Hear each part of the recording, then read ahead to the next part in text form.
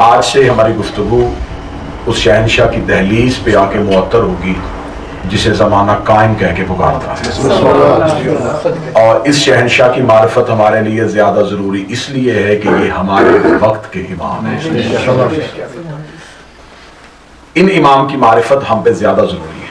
लिहाजा मैं कोशिश कर रहा हूँ कि इन मजालिस में खताबत की घनगरज दाद की तवक्को से हटके मैं कुछ अहम बातें जो मारिफत इमाम के हवाले से हैं वो आप तक पहुंचा सकूं। दो तरह की मारिफत होती है, एक मारिफत हकीकी होती है जिसे मारिफत खासा बोलते हैं, एक मारिफत आमा होती है। जो इनकी हकीकी मारिफत है वो सिवाय अल्लाह के कोई नहीं जानता, या अल्लाह जानता है या ये खुद जानते हैं। एक मारिफत खासा है जो ये खवास को देते हैं, एक मारिफत आमा है जो ये अवाम को देते हैं। जैसा कि मैं रोजाना आपके सामने पढ़ रहा हूं कि मौला अली की इमामत या मौला अमीर अल मोमिनीन को मुश्किल कुशा होने पे किसी को कोई एतराज नहीं। और इमाम हसन और इमाम हुसैन तो इतनी बड़ी सच्चाई का नाम है कि खिलाफत वाले भी जब इनका नाम लेते हैं तो खलीफा हसन ही कहते हैं। खिलाफत को मानने वाले भी जब इनका नाम लेते हैं तो खलीफा हुसैन नहीं कहते, इमाम हसन, इमाम हुसैन। अल्लाह ने उम्मत की मजबूरी बना दी है कि इमाम लफ्ज ही इनके साथ लाजम कर दिया।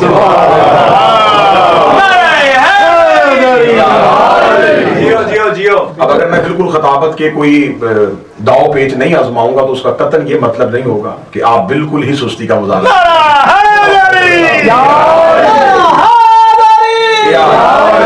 खताबत एक टेक्निक है, खताबत एक इल्म है। वहां एक बात को पहुंचाने के लिए उस बात को थोड़ा घुमाना, उसमें शीरीनी पैदा करना, उसमें रोब और दबदबा पैदा करना, फिर वो बात आप जल्दी वसूल कर लेते हैं। मैं बिल्कुल सलीस और आसान लफ्जों में, ताकि कम वक्त में ज्यादा बातें आपसे की।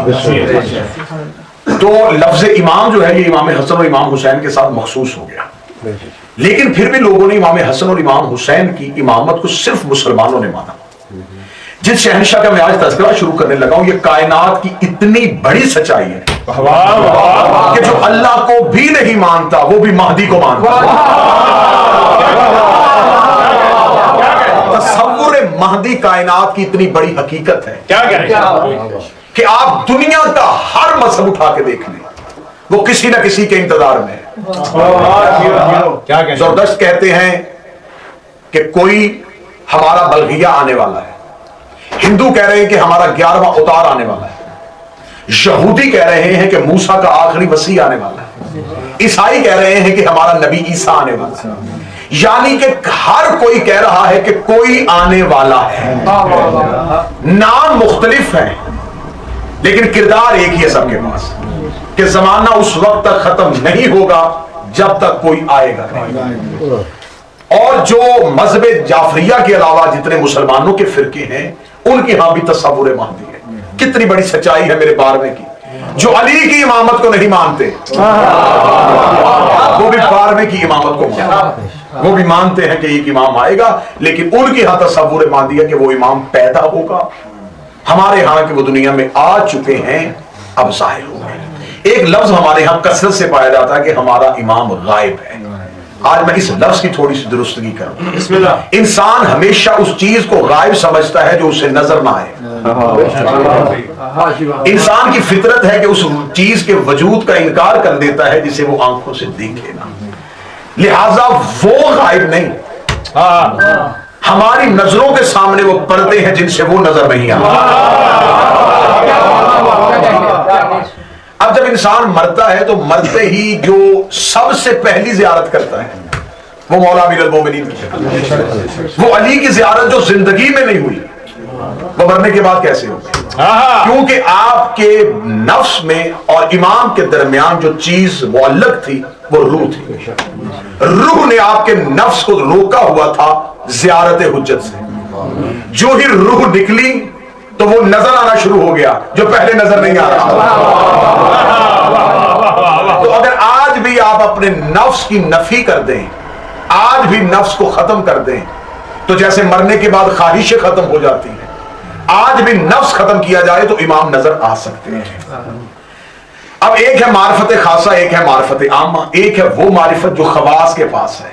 मसला आज किसी शिया घर के बच्चे को उठाओ, बड़ी ही टूटे हुए दिल से, बड़े ही खस्ता दिल के साथ मुझे ये हकीकत पढ़नी पड़ रही है कि बुजुर्ग जैसे बुजुर्ग शख्सियत, मैं बच्चों की बात ना करूं, शिया के बुजुर्गों से भी पूछा जाए ना कि हमारे इमाम की मारिफत क्या है, तो उनके पास मालूमात भी महदूद है। हमारे एक इमाम है, इमाम हसन अस्करी के बेटे हैं, अल्लाह के हुक्म के साथ गायब हैं और वो दुनिया में आने वाले हैं। उनकी वालदा का नाम नरजिस था। मालूमात खत्म। मैं ठीक कह रहा हूं? ये गलत है?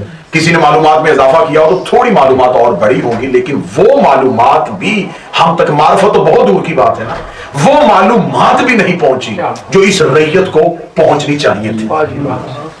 हम तक वो मालूमात नहीं पहुंची जो हमें इमाम के बारे में होनी चाहिए थी। आज मैं मालूमात का आगाज करूंगा तो आज मैं गुफ्तगू इमाम से पहले उस शहजादी पे करूंगा जिनका लकब ही उम्मुल कायम है। यानी कि जिस गोद ने वो कुल तो कंजर मखफिया छुपाया हुआ है,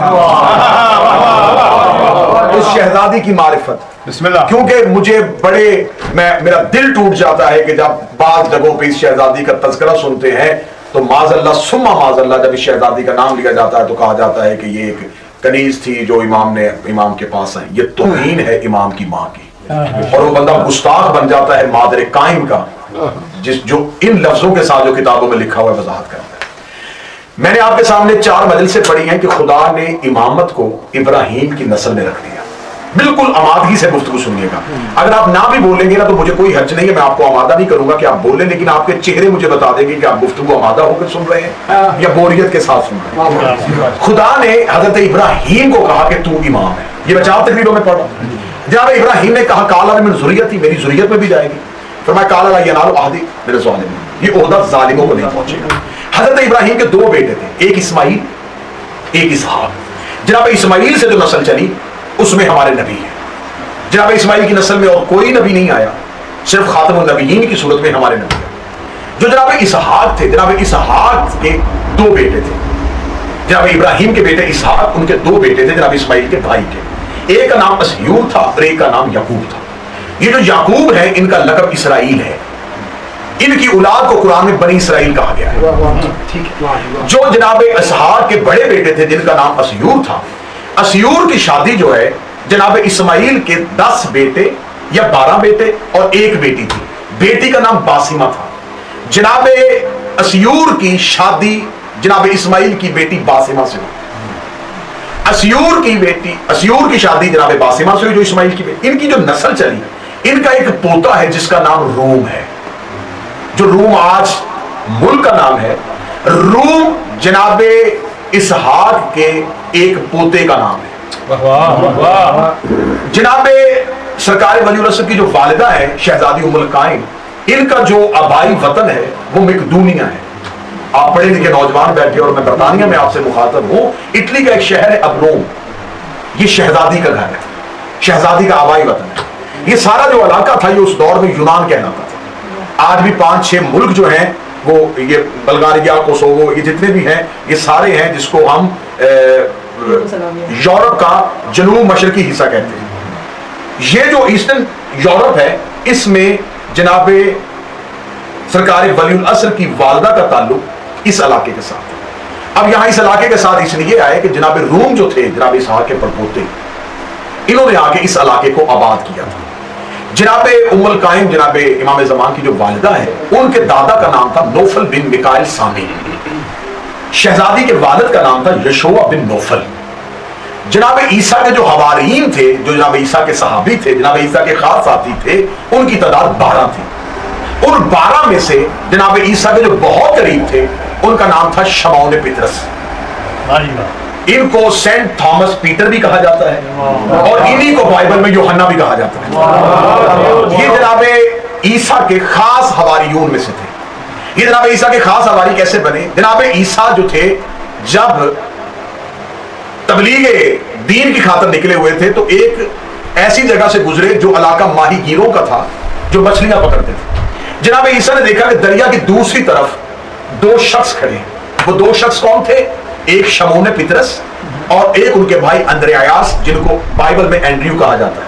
ये दोनों दरिया की दूसरी तरफ खड़े थे। जनाब ईसा नबी ने इन दोनों को देखा तो जनाब ईसा ने इनको आवाज देके कहा कि पानी से चल के आओ। जब जनाब ईसा ने इनको आवाज दी तो इन्होंने कहा कि हम तेरे पास तो आए लेकिन दरमियान में दरिया हाइल है, हम तेरे पास नहीं आ सकते। तो जनाब ईसा ने इशारा किया कि पानी पे चल के आओ। ये दोनों हैरान हुए कि ये कौन शख्स है जो हमें पानी पे चलने का कह रहा है, लेकिन जो कह रहा था वो एक बतूल का बेटा था। थोड़े थोड़े जुमले दूंगा ताकि आप याद करें। जुज़वी बतूल के बेटे ने, जुज़वी बतूल, कुल्ली बतूल नहीं, जुज़वी बतूल के बेटे ने उन दोनों से कहा चल के आओ। ये दोनों पानी पे चलना शुरू, पानी पे चलते चलते, और ये जनाब ईसा का मोजज़ा था। किसी ने मेरे इमाम से पूछा था कि ईसा नबी इशारा करते थे तो लोग पानी पे चल लेते थे। मासूम मुस्कुरा के कहते ईसा को मुकम्मल मार्फत होती तो ईसा हवा पे भी चल सकता था। इशारा किया, ये पानी पे चलते हुए, पानी पे चलते हुए आए तो जनाब ईसा ने कहा क्यों ना हो कि तुम वो तबलीग करो जो मैं तुमसे करवाना चाहता हूं। इन दोनों ने कहा कि आप हमसे क्या तबलीग करवाना चाहते हैं। जनाब ईसा ने कहा कि आसमानों का बादशाह अन करीब जमीन का बादशाह बनने वाला। जियो जियो। मैं शहजादी का पढ़ने लगा हूं हिस्ट्री जनाब कायम की पाक मुअज़्ज़िमा वालिदा। आसमानों का बादशाह अन करीब जमीन का बादशाह बनने वाला है। उन्होंने कहा तो हम क्या करें। फरमाया बस्तियों में जाओ और बस्तियों में जाके तबलीग करो और उनसे कहो कि इंतजार करो कोई आने वाला है। क्या बात। जैसा कि कुरान में है मुबश्शिरन रसूलन याती मिन बादिही इस्मुहु अहमद।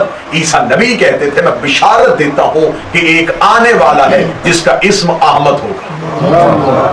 अब ईसा नबी जो थे वो हमारे नबी के आने का ऐलान कर रहे थे। ऐलान करने को अरबी में कहते हैं अजान, जो बुलाए उसे मुअज्जिन कहते हैं।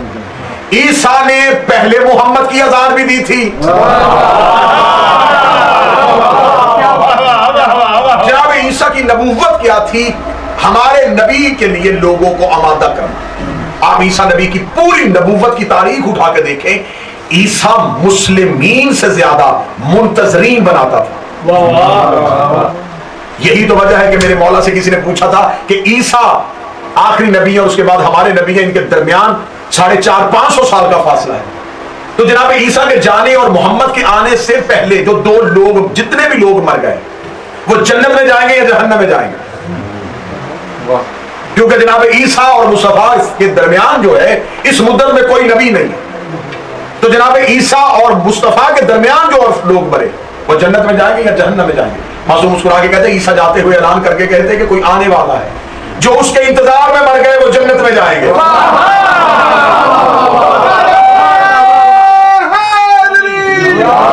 और एक बात मैं अपनी कौम के नौजवान, क्योंकि अक्सरियत ही नौजवानों की है, तो मैं ये बात कहूं, मजहब जाफरिया में इंतजार इबादत है। आप इंतजार को अकीदत ना समझिएगा कि हम अपने आका का इंतजार करेंगे हमारी अकीदत है। मजहब जाफरिया में इंतजार करना इबादत है। बहुत मुश्किल हदीस पढ़ने लगा, इमाम फरमाते हैं जिसका 1 साल गुजर जाए और वो हमारे कायम का इंतजार ना करे और साल में मर जाए, इमाम कहते हैं यहूदियों के कब्रिस्तान ले जाना, इसलिए कि इसने हमारे कायम का इंतजार नहीं। मौला फरमाते हैं कि हर सांस नहीं तो हर दिन, हर दिन नहीं तो महीना, महीना नहीं तो साल में एक लम्हा ऐसा करना जो हमारे हुज्जत का इंतजार करना। ये इमाम ने इंतजार ना करने वाले का बताया, इमाम ने जो इंतजार करने वाले का अजर बताया वो भी पढ़ देता हूं। इमाम फरमाते जो हमारे कायम का इंतजार करता करता ज़हूर से पहले मर गया, वो समझे कि वो इमाम के खैमे के अंदर मरा।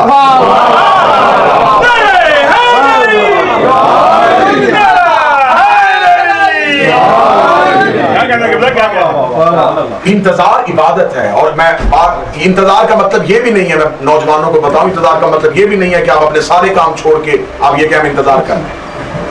देखिए जब एक शख्स अपनी ड्यूटी दे रहा होता है, अपना बिजनेस कारोबार कर रहा है, अपनी नौकरी कर रहा है, तो अगर वो नमाज के इंतजार में है तो उसको इंतजार है कि नमाज का वक्त आने वाला है। तो उस इंतजार ने उसकी नौकरी खत्म नहीं की, उसकी मसरूफियत खत्म नहीं हुई। मौला कहते हैं कि अपने अमूर अंजाम देते रहो, लेकिन ज़हन में इंतजार रखना कि कोई आने वाला है, और दिन में एक दफा इंतजार जरूर करना। इंतजार की शिद्दत तो यहां तक आरफीन ने बताई है कि अरब की एक औरत बुर्का पहन के सोती थी। औरतों ने पूछा बुर्का पहन के क्यों सोती है? उसने कहा अगर इमाम आ गए तो बुर्का ढूंढूंगी या इमाम के लश्कर में जाऊंगी। क्या बात।